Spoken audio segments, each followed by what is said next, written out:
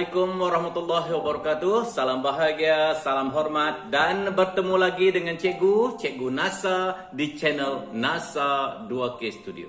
Cikgu mendoakan agar anak-anak sentiasa sihat sejahtera di samping keluarga. Pertemuan kita pada kali ini adalah untuk meneruskan lagi pembelajaran bahasa Melayu tahun 3. Kali ini kita akan menyorot pula aktiviti yang terdapat pada buku teks muka surat 50 dan buku aktiviti pada muka surat 54. Kedua-duanya buku Bahasa Melayu tahun 3 jilid 2. Cikgu harapkan agar anak-anak sudah pun bersedia dengan kedua-dua buku yang telah cikgu nyatakan.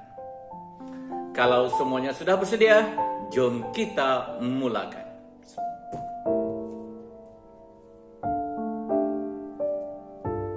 Pada akhir pembelajaran kali ini, cikgu mengharapkan agar anak-anak dapat menggunakan kata hubung berdasarkan teks.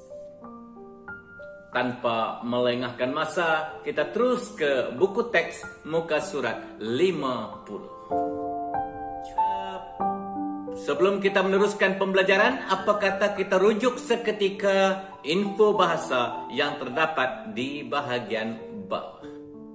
Info bahasa. Kata hubung ialah kata yang menghubungkan dua ayat atau lebih seperti dan, hingga, yang, dan kerana. Itu adalah contoh yang diberikan dalam info bahasa. Cikgu akan mengupas sedikit tentang bagaimana cara kita nak menggunakan kata hubung. Terutamanya kata hubung yang akan kita pelajari dalam buku teks dan buku aktiviti untuk tajuk kali ini. Ready? Go! Kata hubung yang pertama adalah yang. Yang adalah kata penghubung yang menyatakan bahawa keterangan berikutnya ataupun keterangan yang berikutnya itu adalah cukup penting. Contohnya, kambing yang berwarna hitam itu kepunyaan Pak Abu. Banyak kambing, tetapi yang berwarna hitam itu sahaja kepunyaan Pak Abu. Itu yang penting. Penggunaan yang. Kata hubung yang kedua yang akan kita pelajari pada hari ini adalah kerana. Kerana berkaitan dengan sebab. Menunjukkan sebab. Contohnya, dia tidak hadir ke sekolah kerana demam. Sebab demam. Kata hubung yang ketiga yang akan kita pelajari ialah dan. Dan menunjukkan, menggabungkan dua unsur yang setara. Contohnya, Alicia dan Kristina selalu bersama. Berikutnya, atau. Atau menunjukkan ada pilihan ataupun perbandingan. Boleh memilih. Yang ini atau yang itu. Yang di atas atau yang di bawah. Ya, okey. Untuk digunakan khusus ataupun khas untuk seseorang, untuk sesuatu projek, untuk sesuatu perkara. Ya, hadiah ini untuk ibu. Untuk khas. Dan akhir sekali, kata hubung yang akan kita pelajari ialah jika. Jika ini adalah kata penghubung yang menyatakan syarat. Ada syarat-syarat tertentu. Contohnya, saya akan hadir ke sekolah pada petang ini jika tidak hujan. Kalau hujan dia hadir tak? Tak hadir. Sebab ada syaratnya. Itu cara menggunakan jika. Okey. Sedikit sahaja yang cikgu nak bincangkan. Kerana pada kali ini kita cuma nak belajar dalam 5 atau 6 kata hubung sahaja. Kita terus ke buku teks muka surat 50.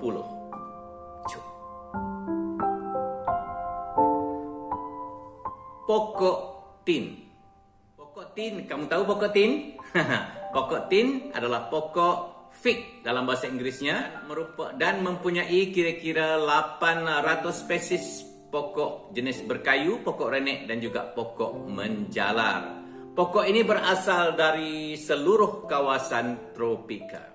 Pokok tin biasanya menghasilkan buah yang seringkali dikeringkan dan diniagakan. Serba sedikit tentang buah tin. Salah satu buah yang disebut di dalam Al-Quran. Okey, baik. Kita mulakan pembacaan kita. Encik Salim dan Hanif ke tapak semayan pokok tin Encik Linton.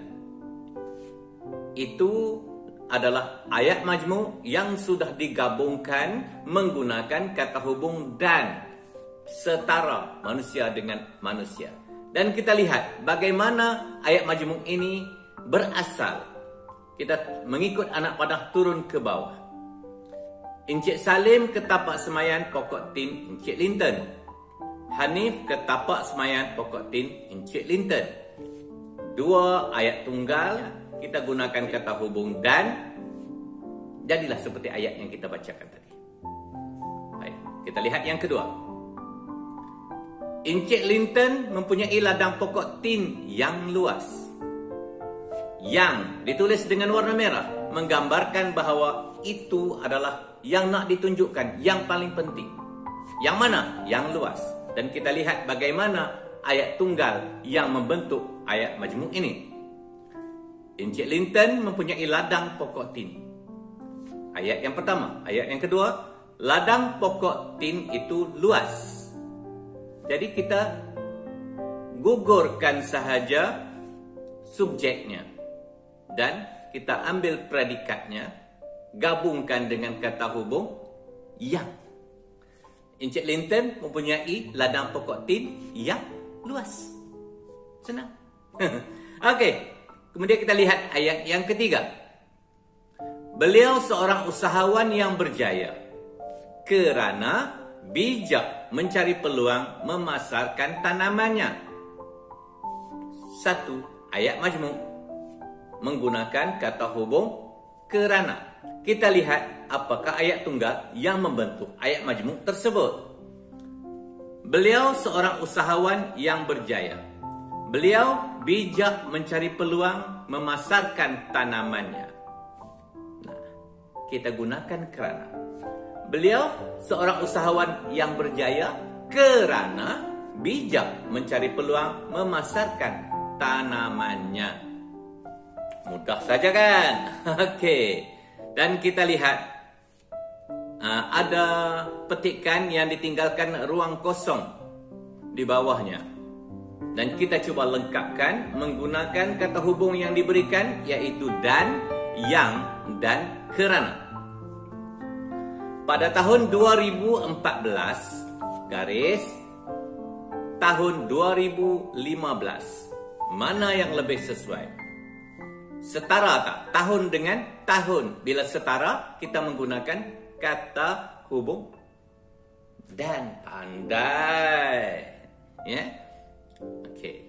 Encik Linton telah berjaya menjual 200 anak benih pokok tin. Pada tahun 2016, permintaan telah meningkat.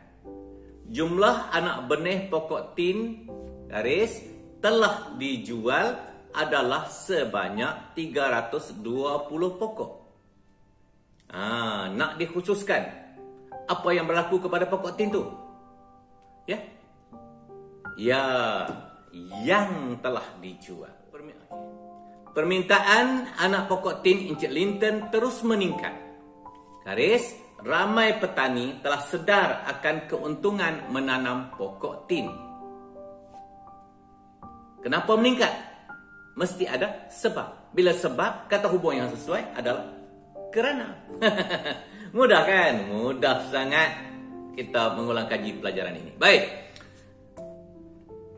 Ya, dah selesai pun apa yang nak kita bincangkan pada muka surat 50. Sekarang kita terus ke muka surat 54, buku aktiviti.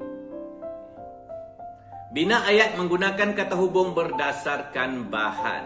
Tembikai sumber pendapatan. Diberikan satu carta bergambar tentang proses penanaman dan penjualan tembikai. Dan kita diminta membina ayat. Kalau berdasarkan pada gambar-gambar ini, mungkin kita perlu membina 5 ayat. Karena ayat yang pertama telah pun diberikan. Kita lihat ayat yang pertama pada gambar yang pertama. Biji benih tembikai disemai di dalam beg plastik. Dah selesai ayat itu. Kita terus ke gambar yang kedua dan ayat yang kedua. Perkataan yang diberikan adalah apabila 7 hingga 12 hari kata hubungnya atau mempunyai 4 helai daun atau menunjukkan ada pilihan. Jadi bolehlah kita menuliskan ayatnya seperti ini. Apabila benih tembikai sudah berusia 7 hingga 12 hari atau mempunyai tambah perkataan yang diberikan, benih ini sudah boleh ditanam. Okey, dapat? Dapat. Gambar yang ketiga dan ayat yang ketiga. Perkataan yang diberikan ditanam, baja ditabur, kata hubungnya untuk dan menyuburkan pokok. Bagaimana kita nak menggabungkan ke semua perkataan-perkataan ini untuk menjadi satu ayat yang lengkap? Bolehlah kamu tulis seperti ini. Apabila pokok selesai ditanam, baja perlu ditabur untuk tambah saja perkataan yang diberikan. Boleh? Okey, selesai. Gambar yang keempat dan ayat yang keempat. Perkataan yang diberikan, buah tembikai dipetik. Kata hubungnya jika.